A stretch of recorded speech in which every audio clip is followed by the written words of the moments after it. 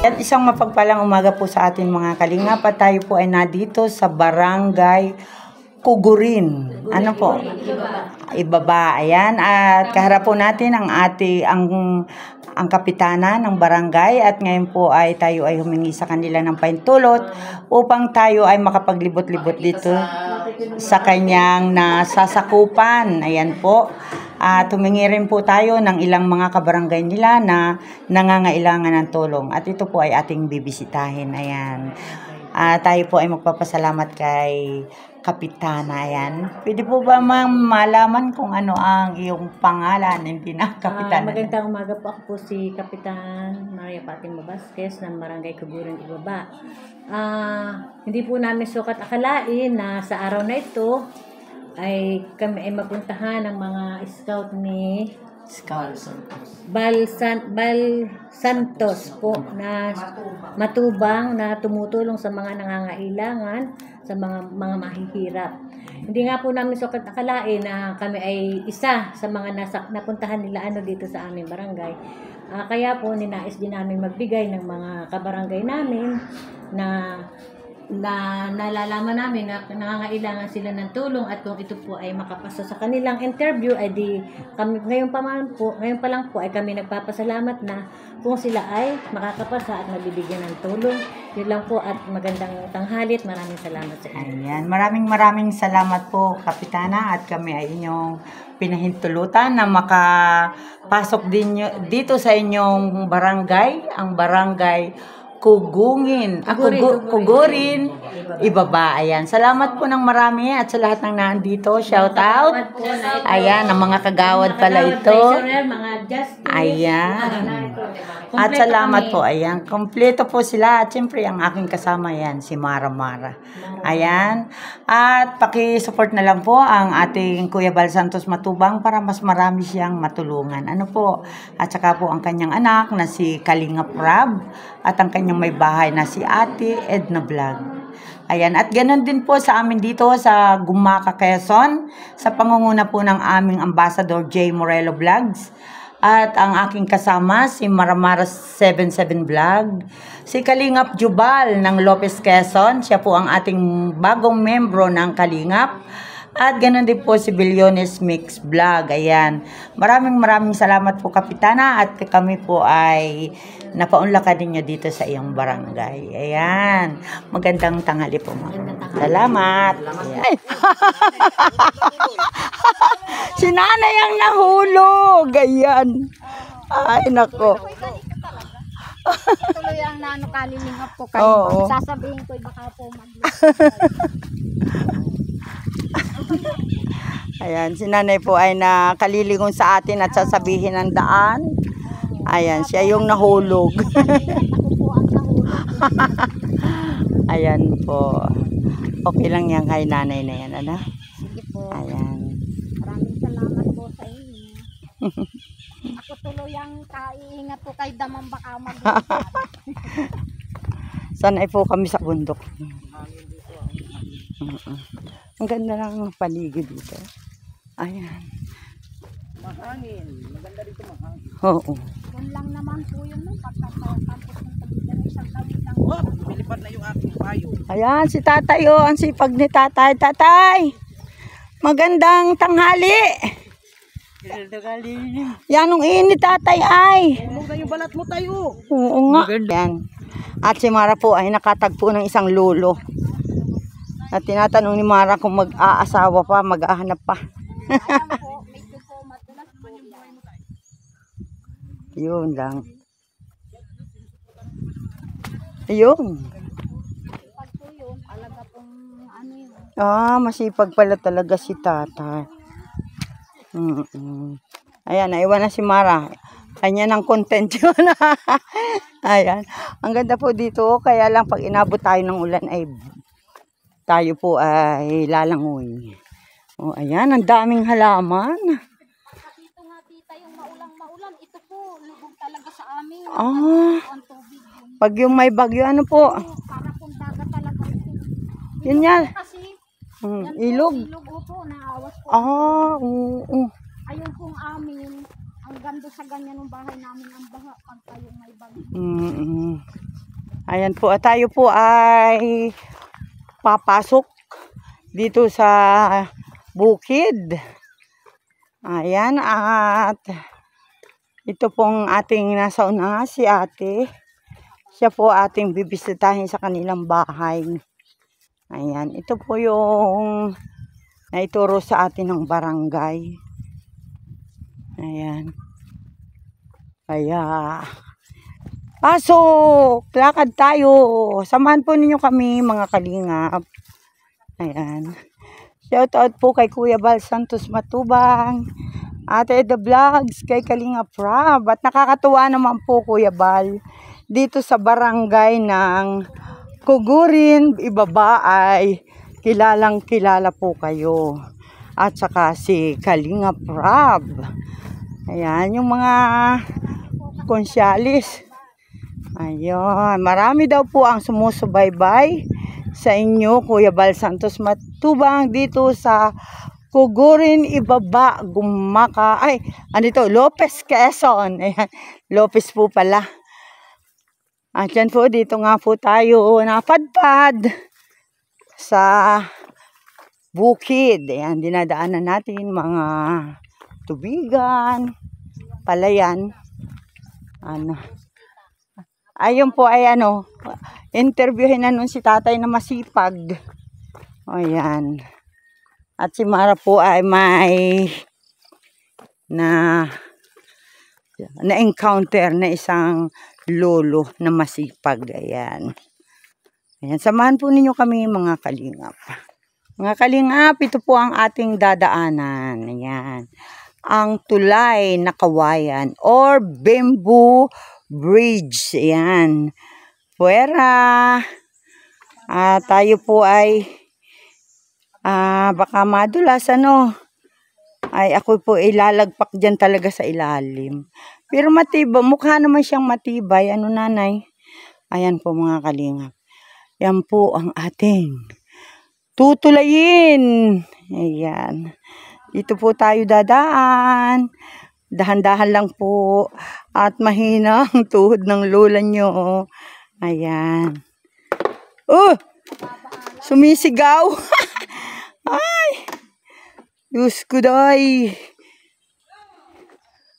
Ayan. At si Mara po ay kasunod na natin. Ayan. Ayan po ang tulay na ating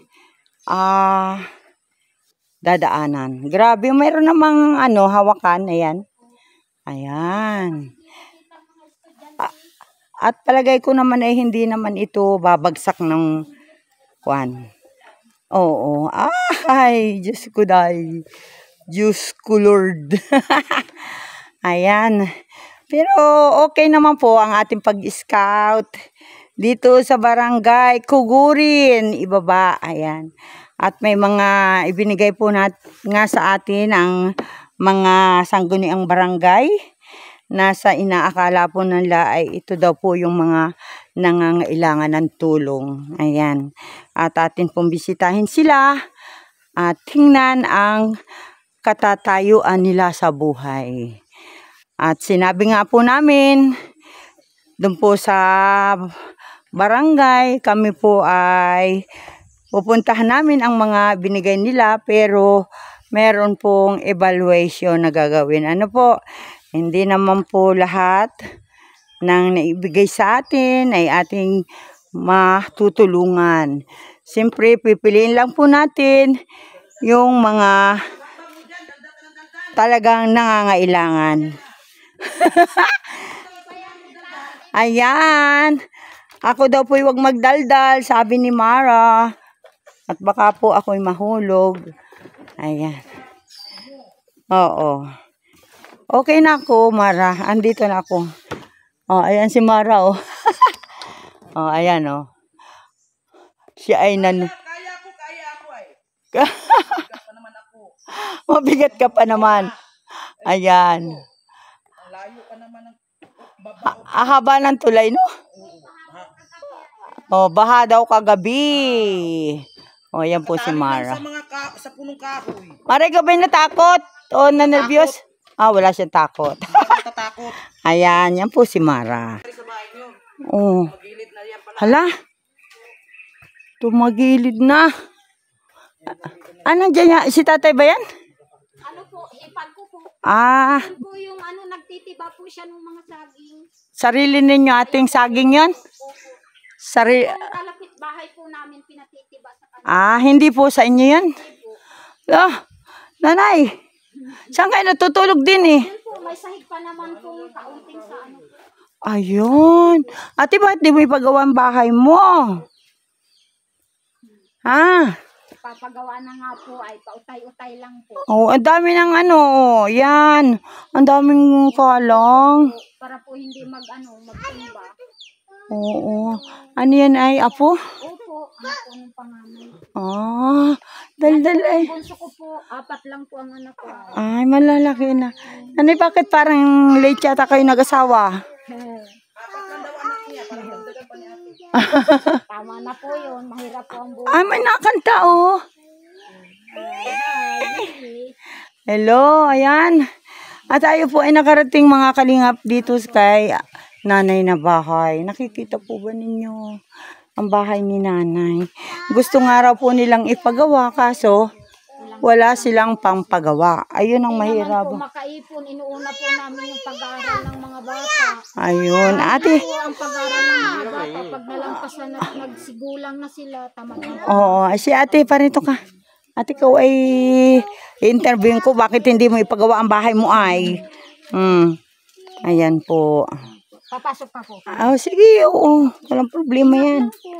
Talaga pong mahirap na po ang ano. Oo, hala. Kahit po nakakaya kahit po na. Hindi, te. Na, bibi. Huwag kang mahihiya. Ayan, ang dami ni ating ano. Ano ba yan, ate? Okay. Gayak namin po. Ano na po.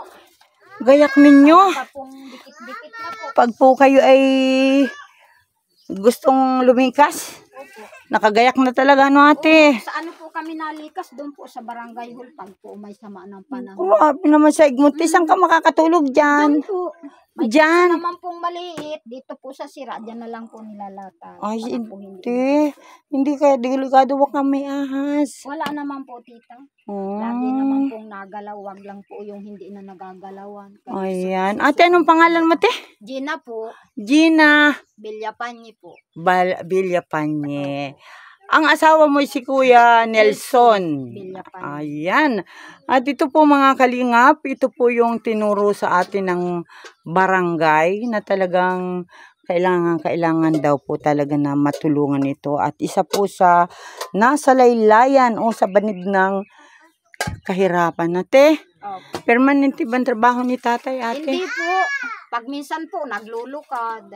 Pag minsan, namamasada. Pag minsan po, yan, naniniba ng saging. Ay sa inyo po ba yung saging na tinitiba? Hindi po. Diyan lang po sa kalapit namin, sa may-ari ng nilulukaran niya. Oo, grabe tiyo. May upa naman, tita, yung kahit po nagpagod. Oo, siyempre naman. Lalo't may pamilyang ano. Opo, tiyaga-tiyaga lang, Tiyaga-tiyaga. para po makaraos lang araw-araw. Hindi man po pwedeng tumigil tayo at Talagang ano po, sobra. opo, hindi lang po kami makaipon talaga. Gusto ko po yung 4 kong anak ay makagraduate para po naman pag may mga trabaho na, tita, ay siguro naman po iiba-iba ang buhay po. Kaya po kahit naghihirap-hirap, hindi makaipon ng ano para lang mapag-aral sila. Oo, basta matyaga lang mag-aral, ayan. Ayos naman po sila. Ay, ate, ilang taong ka na nga? Ay ano na po ako, yung 49 na po. Bata ka pa, Si kuya po 49. ay 44. Matanda ka kasi kay Opo. mister. Oo. Tanda po ako. Pero masipag si mister, ano. At kahit mahirap, basta pagkakakitaan at saka sa marangal. Tiyaga-tiyaga lang po. Tiyaga lang, Basta ayan. po umarangal. Mga kabataan. Mabata pa sila pero talaga na yung sila naman po ay nagsisikap naman kayo makapaghanap buhay, ano. Pero ang inuuna talaga ninyo yung Pag-aaral po naman. Dahil yan. po, pag mga tapos na sila, yun po, hindi na masyadong kagastusan man, makakatulong na din po sila. Tama ka Hindi dyan. naman po, tita po, pwedeng itigil ang pag-aaral ng mga bata dahil yung edad nila, nasulong ng nasulong. Pag naman sila ay matatanda na, tatama rin ang pumasok ng Ayan. nalimpasan na ng pag-aaral. Oo. Ay, ilan ate ang anak mo? 4 lang po. Ilan ang babae doon? Isa lang po, yung pong sumunod lang, sinundan lang po nito. Sumunod po doon. Ay, yung may pong asawa mo, panganay. lalaki. Opo, ito lang po, may anak siyang isa, hiwalay naman po. Hiniwalayan naman po nung ina. Medyo po masilan yung ina. Gusto po laging sa bayan ay. Sabi ko, dapat sana alam mong Tagalinang, hindi ka asawa ng Tagalinang. Ay, buti iniwanan ng iyong apo. Palitan po, pag inip na yung bata, nasa kanya naman po. Pagka gusto din ni Salinang, iba po yung sa bayan ay. Gusto niya ay mag-uli-uli siya nandito sa akin. Pero hiwalay sila. Opo. Kawawa. Iisa lang Asawa ito. na po yung nanay niya. Opo. Yun lang. Asawa na po. Bibi, Bata pa pupunta kasi ka kay Lula? Diyan na lang ikaw, baby. Baka mabuslo. Sige daw, punta ka daw doon. Paano ka pumunta doon? Dali. Narangan ko lang po yan. Napasok kasi yung 2 tuta. Oo, ayan. Ng Oh. putik dito. Tutoy, tutoy ba yan? Baby po. Si Bibi, girl? Si Angel. Si Angel. Hinay-hinay ka, Bibi Angel, may butas ang saig ni nanay, ni Lula, ano? Okay lang po. Saan ka natutulog, Angel? Doon po. Katabi ni nanay, ikaw? Opo. Hindi na, imik. Oo nga, imig ka. Ito yung mabait lang yun. Marunong Ikaw. kumanta. Kanta daw ikaw. Kanta muna. Bahay ko. Dali na, bibigyan ni tita ng pambiling tinapay. Bahay ko. Sige na, Bahay ko. kanta na. Ano ba yun? Kanta na, dali. At merong nagre-request sa akin kantahin ang Bahay Kubo. Ayun. Bahay Dali na, Bahay Kubo. Bahay ko. Bahay Kubo. Kanta ikaw. Ay, si Bibi ay Kubo. bibigyan ni tita ng ano. Kahit munti. Sige na, kanta na. Hindi na nag-imik ang matabil. Ayan, Tayo, oo. mabait lang. Yun. Ayan po mga kalingap. Tingnan naman po ninyo ang higaan nila nanay. Ayan. At yun nga po, kumita man ay sapat lang. O minsan ay kinukulang. Ayan. At talaga ang priority nila ay pag-aaral ng kanilang mga anak. Para daw sila ay pagdating ng panahon, ng oras, hindi nadanasin ng kanyang mga anak yung ganitong sitwasyon ng bahay. Ano? Bibi, mabultot. Matanda na po kami mag-asawa. Sila naman ang may sapat na trabaho. Oo, ayan. At si Bunso ay nagluluto ng noodles. Nagno-noodles si Bunso. Ayan. Kakain si Bibi Angel. Ito nung bahay ni ate. Ate, paano pag bagyo talagang kayo lumilikas? Opo, nalikas po kami para hindi lang po mabasa. Okay lang naman po sa barangay hall. Oo, at malaki naman ay grabe. Basta lang po pag yung Paano kayo, lahat kayo ay dyan natutulog? Opo, yung pong iba doon po sa duyan. Sa duyan na lang. Oo nga, akin na lang yan. Kanta ka muna ang Bahay Kubo. Kanta daw ikaw, baby. Dali. Kantahan mo si tita, dali, Bahay Kubo. Oo, dahan-dahan dyan ha, bulsot. Asan ang chinilas mo? Paano ka nakarating din? Ayan, grabe po. Ito. Kung Si Bibi ang unang chinilas. ang bahay ni Tatay Domingo ay talagang masasabi natin na sabi nga ni Tatay, dumudo yan pag nilalakaran. Ngayon po talaga dito ay sure na sure ang ulan. Ayan. Lampas na po. Lampas na daw ang ulan. Ayan, ito ang kanilang pamingganan. Bagsak na po ang At grabe, Ayan. Nanay, ito bang kinatatayo ng bahay ninyo sa inyo? Ano lang po ito? Ano po bang tawag doon ay? Tersyohan. Opo. Kayo ang mga caretaker. Opo. Dito na ikaw. Ayan po mga kalingap. Yan talaga ang sitwasyon ng buhay ni ate. Ayan. Dito ka na. Ayan. Ate, ano naman yung mga Naka-plastic na yan. Yan. Mga ano po, mga kanya-kanya pong gamit. Kanya-kanyang gamit yan. Nakakandawala, Ayan. Bawa po dito, yung tungkol sa mga pabango lotion, dito po nakalagay. Mga Oh. charger. Charger. Opo. Bukod-bukod po, para po hindi mahirapan sila. Ay, oo. At ayan, nakakitay-kitay na ano. Ari naman ay puro sombrero. Wala nang kulay, blue. Ay, bibili si Lolo. Ay, parito na, baba na. Sige na, baka mahulog ka. Dito ka. Baba na. Dito ka. Dali, baka Kuha na kay kuya yung gunting. baka mabuslot ka. Ayun po mga kalingap. Dito na. Grabe. Dito na. Labas na kayo ni Tita. Tara na. Meron pa siyang isang apo na madaldal. At yan ay si Angel. Ang kanilang Angel. Ayan. Padulas ka. Grabe. Pawis. Ayan. Kuya, saan ka natutulog sa gabi? Sa loob din. Ay, doyan po doon, Tita. Sa duyan. Naman yan dito. Ari naman po, hipag ko po iri. Oo. Asawa po nung kuya, pag yan. Ayan. At talaga naman po ang bahay ni ate. Trapal. Trapal. Kapal na po, nabutas pa. Nabutas pa. Ang bahay ni ate ay taringki. Taringki na.